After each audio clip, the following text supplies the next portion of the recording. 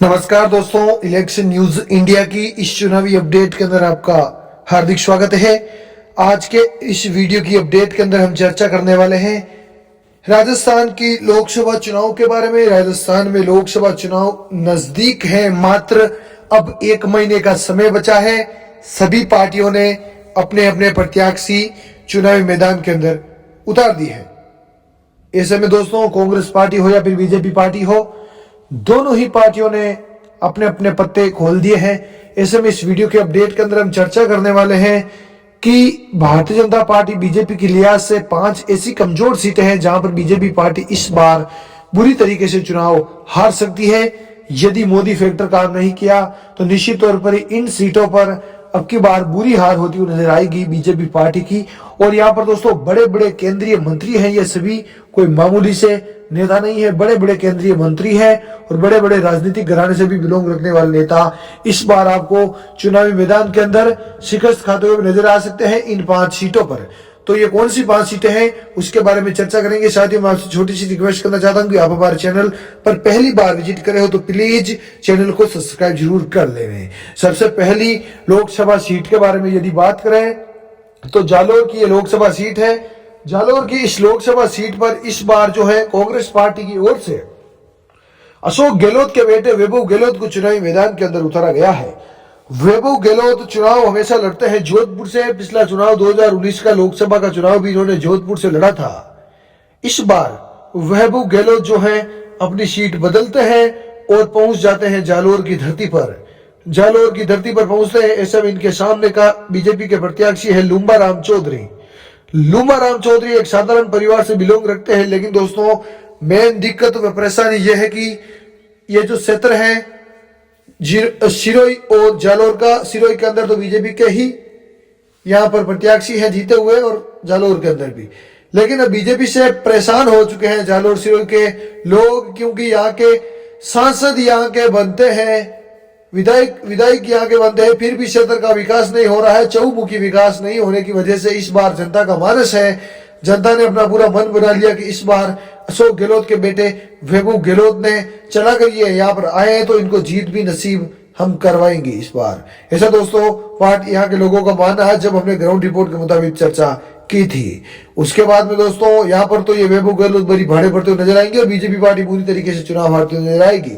उसके बाद में बात करेंगे जोधपुर के। जी हाँ दोस्तों, जालोर से आते हैं जोधपुर की ओर। अब यदि जोधपुर की सीट के बारे में यदि हम थोड़ी चर्चा करें तो जोधपुर की सीट पर बीजेपी पार्टी ने भी पिछली बार अपना प्रत्याशी गजेंद्र सिंह शेखावत को ही उतारा था और गजेंद्र सिंह शेखावत पिछली बार बड़ी भारी मार्जिन के साथ चुनाव जीत कर गए थे। लेकिन पिछली साल की परिस्थितियां, पिछले चुनाव की परिस्थितियां अलग थी। पिछली बार इनका एनडीए के साथ में हनुमान बेनीवाल ने एनडीए के साथ में इनका गठबंधन होने के साथ इनकी खूब मदद भी की थी। जाट समाज यहाँ पर काफी ज्यादा संख्या में निवास करता है, राजपूत बहुल क्षेत्र है, बिश्नोई समाज भी काफी ज्यादा संख्या में है। ऐसे में यहाँ पर हनुमान बेनीवाल ने इनकी मदद की थी और ये चुनाव जीत गए थे। लेकिन इस बार परिस्थितियां व रणनीति अलग है। इस बार इनके सामने वाला प्रत्याशी जो है कांग्रेस पार्टी का करण सिंह उच्चाड़ा बड़े मजबूत और बड़े धाकड़ प्रत्याशी है। खुले मंच पर गजेंद्र सिंह शेखावत को ललकारते हैं। ऐसे में दोस्तों इस बार गजेंद्र सिंह शेखावत की जोधपुर की धरती से राह कतई आसान होने वाली है नहीं। गजेंद्र सिंह शेखावत के सामने वाले कैंडिडेट बोलते हैं कि भाजपा हर बार हिंदूवाद, जातिवाद, भारत पाकिस्तान के नाम पर वोट लेकर जाती है। यदि इतना ही हिंदूवाद करने का इनको शौक है और ये ज्यादा ही देवी देवताओं के बारे में जानते हैं तो मैं इनको चैलेंज करता हूं कि भाजपा का कोई भी नेता मेरे पास आए और किसी भी देवी देवता के ऊपर राजस्थान के मेरे ऊपर डिबेट करें, और यदि मेरी डिबेट में मैं हार जाता हूं तो मैं आज ही कांग्रेस पार्टी की अपनी सदस्यता से इस्तीफा दे दूंगा। ऐसा दोस्तों करण सिंह उच्चाड़ा का कहना है। करण सिंह उच्चाड़ा जोधपुर के ही रहने वाले हैं, जबकि गजेंद्र सिंह शेखावत की बात करें तो इनका निवास स्थान शेखावाटी है। ये जोधपुर के अंदर रहते हैं, लेकिन जोधपुर की जनता ने इन्हें अपनाया और इनको कई चुनाव भी जिताए। जोधपुर विश्वविद्यालय से इन्होंने छात्र संघ से शुरुआत की है और ये चुनाव भी जीते हुए हैं। ऐसे में इस बार जोधपुर की जनता का मानस जो है कांग्रेस पार्टी की ओर जाता हुआ नजर आ रहा है। सॉरी दोस्तों, आपको बता दें कि करण सिंह उच्चाड़ा जो है इनकी ओर मानस जाता हुआ नजर आ रहा है।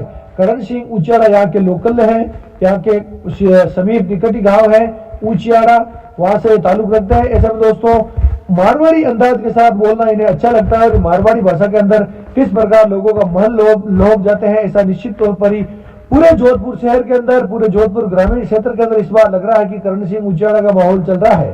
करण सिंह उच्चाड़ा सचिन पायलट के कट्टर समर्थकों में से एक माने जाते हैं। जोधपुर लोकसभा सीट से इस बार कांग्रेस पार्टी ने एक अच्छे और दमदार प्रत्याशी को चुनावी मैदान के अंदर उतार दिया है।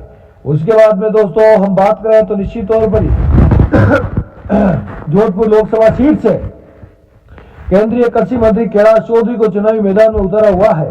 कांग्रेस पार्टी के कैलाश चौधरी इस बार बड़े बेबस और बड़े लाचार नजर आ रहे हैं। वैसे लाचार और बेबस तो गजेंद्र सिंह शेखावत भी नजर आ रहे थे।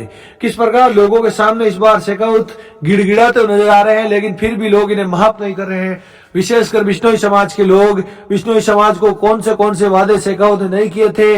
बिश्नोई समाज को बोला था आप मुझे गोद ले लो, आपका बेटा हूं, आपके लिए सदैव काम करूंगा, लेकिन गोद लिया बिश्नोई समाज ने। अभी तक बिश्नोई समाज का कोई भी काम नहीं किया, लोकसभा के अंदर इनका कोई मुद्दा भी नहीं उठाया। हम बात कर रहे थे बाड़मेर के बारे में, तो बाड़मेर से बीजेपी प्रत्याशी यहाँ पर कैलाश चौधरी इस बार बड़े बेबस व लाचार नजर आ रहे हैं। इन्होंने भी यहाँ की जनता का कोई काम नहीं करवाया, ये यहाँ की जनता का कहना है।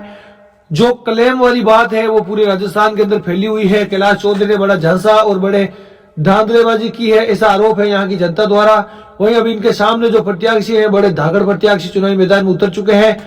कांग्रेस पार्टी की ओर से आरएलपी को छोड़कर कांग्रेस में गए उमेदवार बेनीवाल इस बार चुनावी मैदान में और बड़े मजबूत नेता है। बाइतू से इन्होंने विधानसभा चुनाव लड़ा और विधानसभा की चुनाव के अंदर ये दूसरे नंबर पर रहे थे। भारतीय जनता पार्टी बीजेपी को यहाँ पर तीसरे नंबर पर उमेदवार बेनीवाल ने धकेलने का प्रयास किया था और धकेल दी थी। अब ऐसे में कैलाश चौधरी के सामने इनकी राह कतई आसान नहीं होने वाली है। रविंद्र सिंह भाटी भी ताल ठोक रहे हैं। रविंद्र सिंह भाटी जो यहाँ पर इस बार निर्दलीय चुनाव लड़ते हुए आपको एक बार फिर चुनावी मैदान में नजर आएंगे। अब कैलाश चौधरी के सामने एक तरफ खई एक तरफ कुआ वाली बात हो चुकी है, क्योंकि एक तरफ उमेदवार बेनीवाल जिनके पास में डबल ताकत है, पहले वो आरएलपी से थे तभी इतनी बड़ी चुनौती दे रहे, तो इस बार इनके साथ में हरीश चौधरी, हेमाराम चौधरी, उमेदवार बेनीवाल और कांग्रेस पार्टी का सिंबल तिकड़ी बैठ चुकी है और तिकड़ी कैलाश चौधरी की राह कतई आसान होने वाली है नहीं। निश्चित तौर पर ही रविंद्र सिंह भाटी भी निर्दलीय ताल ठोक रहे हैं, बड़े मजबूत नेता है। किस प्रकार निर्दलीय चुनाव जीता था इन्होंने शिव विधानसभा क्षेत्र से, और इस बार कैलाश चौधरी व इनकी अदावत भी राजस्थान से किसी से छिपी नहीं है। ऐसे में दोस्तों अब रविंद्र सिंह भाटी को मनाने की पूरी कोशिश भी कर रहे हैं कैलाश चौधरी, लेकिन अभी तक वार्ता कोई बनी नहीं है। भजनलाल शर्मा ने भी 2 बार रविंद्र सिंह भाटी को जयपुर बुलाया था, एक बार गए थे, दूसरी मीटिंग में ये गए भी नहीं थे, क्योंकि इन्हें पता है वो इस सत्यापीठ से सवाल करेंगे और हमें बोलेंगे कि आप हमारी पार्टी को ज्वाइन करो। लेकिन दोस्तों रविंद्र सिंह भाटी का कतई मन नहीं है, उनका मन तो पूरा, उनका मानस तो पूरा बन चुका है लोकसभा का चुनाव लड़ने का।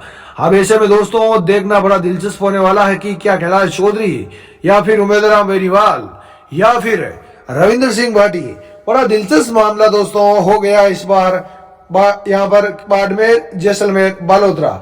एक और प्रत्याशी का नाम निकलकर सामने आ रहा है सुर्खियों के माध्यम से, थान सिंह डोली का। अब थान सिंह डोली राजपुरोहित ये भी क्या चुनाव लड़ते या फिर नहीं लड़ते हैं, वो तो भविष्य की गर्त में है, नामांकन के बाद पता चलेगा। उसके बाद में अगला क्षेत्र है पश्चिमी राजस्थान का ही नागौर लोकसभा सीट। वैसे तो पूरे भारत के अंदर नागौर लोकसभा सीट सबसे ज्यादा बहुचर्चित सीट रही है हमेशा से, क्योंकि ये मिर्जाओं का गढ़ रही है और पिछले कई दशकों से यहाँ पर मिर्जाओं की तूती जो बोलती थी वो कहीं न कहीं तौर पर तूती बोलना बंद हो चुकी है, क्योंकि नागौर से बेनीवाल परिवार का दबदबा पिछले कई दशकों से बढ़ता हुआ नजर आ रहा है और हनुमान बेनीवाल ने यहाँ पर अपने परिवार का क्रेज इतना बढ़ा दिया है, यहाँ पर बेनीवाल नाम की धाक इतनी जमा ली है कि दोस्तों अब इनके सामने कोई भी बड़ा नेता एक बार चुनाव लड़ने से पहले थर थर कांपने लगता है, क्योंकि बेनीवाल नाम का यहाँ पर एक अलग ही लेवल का नाम चलता है। हनुमान बेनीवाल इस बार आरएलपी कांग्रेस के गठबंधन से चुनाव लड़ रहे हैं। उनके सामने वाली प्रतिद्वंदी और कैंडिडेट वो है ज्योति मिर्धा। ज्योति मिर्धा जो कभी कांग्रेस में हुआ करती थी, पिछला 2019 का लोकसभा चुनाव भी इन्होंने कांग्रेस के सिंबल से लड़ा था, लेकिन इस बार ज्योति मिर्धा ने बीजेपी पार्टी ज्वाइन करके बीजेपी पार्टी में पहले तो 2023 का विधानसभा चुनाव लड़ा था, लेकिन 2023 के विधानसभा चुनाव में ज्योति मिर्धा बुरी तरीके से चुनाव हारती अपने काका हरेंद्र मिर्धा के सामने। अब 2024 का लोकसभा चुनाव ज्योति मिर्धा ने ठान लिया है और 2024 के इस लोकसभा चुनाव में हनुमान बेनीवाल के सामने, जो 2019 के सामने ज्योति मिर्धा के थे, वही हनुमान बेनीवाल है, वही घोड़े, वही मैदान, वही हनुमान बेनीवाल। अब ऐसे में दोस्तों हनुमान बेनीवाल खुद बड़े नेता है, इनकी खुद की पार्टी है और पार्टी का गठबंधन जो है कांग्रेस के साथ में हुआ है। ऐसे में निश्चित तौर पर इस क्षेत्र के अंदर बड़ी धाक व दबदबा इनका देखने को मिलता है। उसके बाद में दोस्तों हम बात करेंगे शेखावाटी के चूरू लोकसभा सीट के बारे में।